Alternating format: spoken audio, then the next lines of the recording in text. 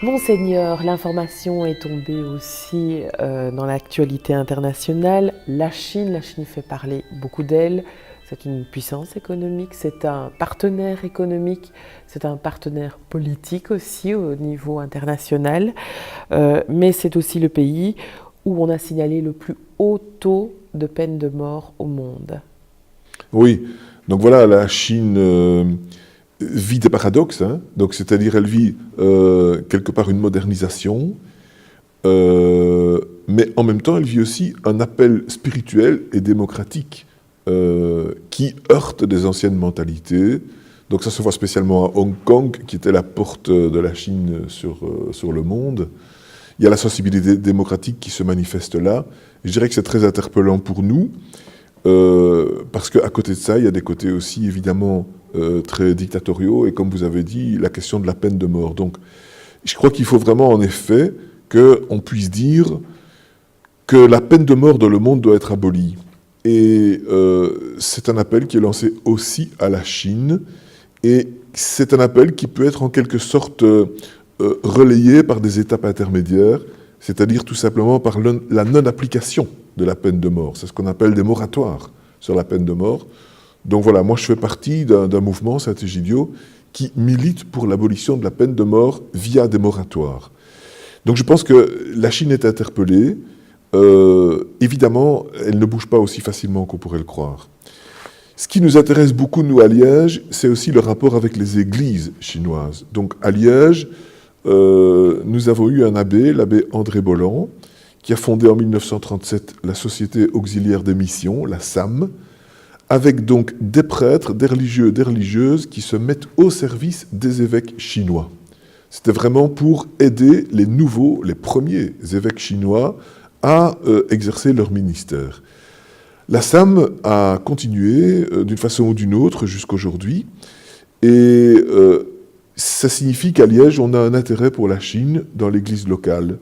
Nous avons aussi un groupe Liège-Chine qui essaye d'appuyer le développement de l'église chinoise et qui, au printemps prochain, va faire une messe importante à la cathédrale de Liège, justement pour accueillir des délégations de chrétiens chinois qui viennent se former ici en Belgique et qui vont donc aider l'église chinoise à se mettre à jour et à se développer. Voilà, pour moi c'est très important d'avoir ces collaborations entre Liège et la Chine. Monseigneur, nous allons aussi parler d'un projet liégeois très important, c'est le projet de la basilique de la Paix à Cointe. Oui. On en est où? Alors, on avance. Donc la question est d'abord d'avoir un transfert de propriété entre l'ASBL qui pour le moment est propriétaire, l'ASBL Mémorial du Sacré-Cœur, et une nouvelle ASBL, ou plutôt une fondation, qui accueillerait alors la propriété et qui s'intitulerait Basilique de la Paix. Donc nous sommes en cours pour ces démarches-là. J'ai pu nommer un prêtre responsable qui sera cheville ouvrière du projet, c'est l'abbé Bernard Gilles, que vous connaissez, voilà, qui était autrefois directeur d'RCF. Et ainsi, par le fait même, petit à petit, on va pouvoir mettre en route des dossiers pour la restauration de l'édifice, et d'autre part, prévoir un jour les activités autour du thème de la paix dans le rencontre des religieux, des religions à cet endroit-là. Donc voilà, deux dossiers qui doivent petit à petit évoluer, mais les bases sont en train d'être jetées.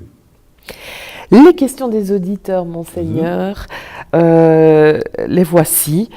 Nous en avons eu quelques-unes. Dans la crise actuelle, demande un auditeur, l'Église va-t-elle s'engager? Oui, je crois que l'Église s'engage beaucoup.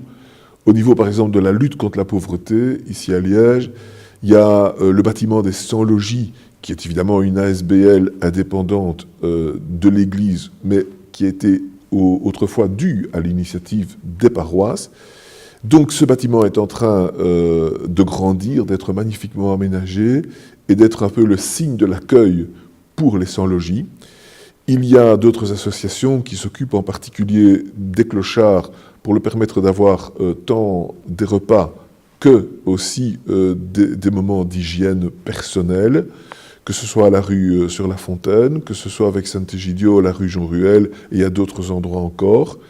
Il y a des engagements vraiment remarquables qui se font pour les situations, je dirais, les plus difficiles, mais il y a aussi les engagements peut-être de fond qui se font, en particulier la campagne Vivre ensemble, qui, pendant l'Avent, promeut un encouragement d'ASBL locales qui sont au service des plus pauvres via les collectes que l'on fait dans les églises avant Noël.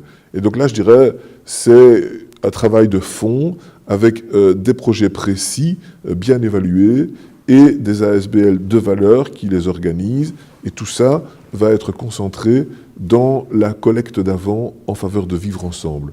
Et là, je pense que c'est vraiment des engagements concrets de notre église locale pour les situations de pauvreté. Vivre ensemble, d'ailleurs, qui propose un outil d'animation pour tout ce qui est mouvement de jeunesse, les écoles, les enseignants, pour sensibiliser justement à ce refus de la misère, sachant qu'un enfant sur 5 vit quand même dans la pauvreté, et 1 sur 3 à Bruxelles. Le diocèse de Liège a été très dynamique. Oui. Dans cette action et dans le cadre de la journée du refus de la misère. Oui, dans le cadre du refus de la misère. Donc, c'est une journée qui avait été promue à l'origine par ATD, Carmonde. Et donc, c'est un peu l'idée qu'on doit combattre la misère en permettant une, je dirais, réunion, une mise ensemble de ceux qui sont pauvres et victimes de la misère, de manière à ce que, par leur union et par la reconnaissance de leurs valeurs, on va dire, morales, ils permettent aussi de se sortir de cette situation. Comme disait le père Wresinski, le fondateur de ATD, avec les pauvres d'une ville, nous sommes un peuple. C'est-à-dire pas simplement des gens isolés et dans la difficulté, mais un peuple qui a une culture, qui est capable de lutter et qui est capable de s'en sortir, surtout s'il serre les coudes. Et je crois que c'est ça, l'intuition qui est là derrière, et qu'il est très important, je trouve, d'appuyer. On nous a demandé aussi comment ce que faisait l'Église pour les célibataires. Oui, c'est une bonne question. La question a même été adressée à la pastorale de la famille ici à Liège, le service des couples et de la famille. Et ils ont décidé d'organiser, entre autres, un week-end, justement, pour les célibataires. Un week-end de rencontres spirituelles. C'est pas directement pour trouver l'âme sœur, hein, mais c'est un lieu voilà, d'expression, de rencontre. Et je trouve que c'est une bonne initiative, parce que c'est bien d'avoir des choses à offrir aux couples, mais c'est bien aussi d'avoir des choses à offrir aux célibataires. Donc là, il y a quelque chose qui est en démarrage. Alors, on nous a demandé si vous preniez seul vos décisions. Ah non, non, jamais. Non, là, évidemment, je suis entouré d'un conseil épiscopal. Donc le conseil épiscopal, c'est une dizaine de personnes qui sont le conseil de l'évêque, chacune avec sa responsabilité propre dans son secteur d'ailleurs. Donc ils sont délégués pour prendre les décisions dans leur secteur. Mettons l'enseignement, le délégué épiscopal pour l'enseignement s'occupe des décisions dans ce domaine-là. C'est d'ailleurs pas moi qui dois les prendre, elles sont déléguées à d'autres. Et si jamais j'ai des décisions à prendre personnellement, d'abord je les soumets à ce conseil, je prends les avis, et seulement après coup, je prends les décisions. Bien sûr, l'évêque doit prendre des décisions in fine, mais ce n'est jamais sans avoir entendu les conseillers et les collaborateurs.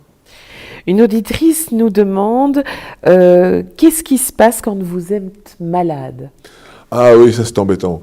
Quand je suis très malade, du genre une grosse grippe avec la fièvre au lit, ça m'est arrivé déjà 2 fois, là je ne sais plus rien faire. Donc à ce moment-là, je suis obligé d'annuler les rendez-vous, les rencontres. On essaie de trouver évidemment d'autres personnes qui me remplacent. Et ça, je dirais, ça n'est pas impossible, heureusement. Mais par chance quand même, ces périodes-là sont assez brèves, donc j'essaie de me faire bien soigner. On nous a demandé aussi quelles étaient vos lectures. Ah, mes lectures. Moi, je suis un petit peu obligé de lire la presse de différentes manières, que ce soit les journaux, que ce soit des périodiques. Donc là, forcément, je dois passer du temps à ça. Moi, j'aime bien les BD, les bandes dessinées. Mais là, je dois dire que je n'ai pas trop le temps, sauf quand je suis malade. Par contre, ce que j'aime bien de lire, c'est un livre de fond sur tel ou tel sujet. quand je dois faire une intervention sur ce sujet-là afin de me préparer. Donc voilà, donc maintenant par exemple sur les questions du mariage, du synode, je suis en train de lire l'un ou l'autre livre sur le sujet. Sur les questions aussi peut-être un peu plus historiques pour lesquelles on m'interpelle, je lis des choses qui me préparent. Et alors en lisant, j'écris. C'est-à-dire, je rédige quelque chose, parce que je me suis rendu compte qu'on ne lisait jamais mieux que quand on est obligé d'écrire par après à ce sujet-là. Et donc j'essaie de m'astreindre régulièrement à avoir des textes terminés, comme ça la lecture devient profitable. Et j'oblige les autres à lire ce que j'ai écrit. Et enfin, une dernière question. Vous êtes un historien. Est-ce que vous savez nous dire depuis quand Liège n'a plus d'évêque barbu? N'a plus eu d'évêque barbu. Eh bien, depuis 1650. Parce que la mode a changé. Donc, on va dire qu'au Moyen-Âge, mais certainement au XVIe siècle, la mode était pour les évêques d'être barbus. Mais le Concile de Trente, qui se termine en 1563, a laissé entendre que le clergé occidental devait être rasé pour se distinguer du clergé oriental qui est obligé d'être barbu. C'est pourquoi tous les popes orthodoxes sont barbus.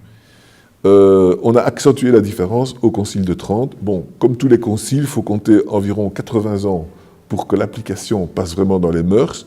Donc les évêques se sont fait progressivement raser la barbe.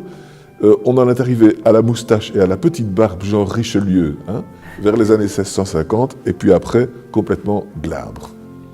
Voilà, donc on peut dire 1650. Merci, Monseigneur.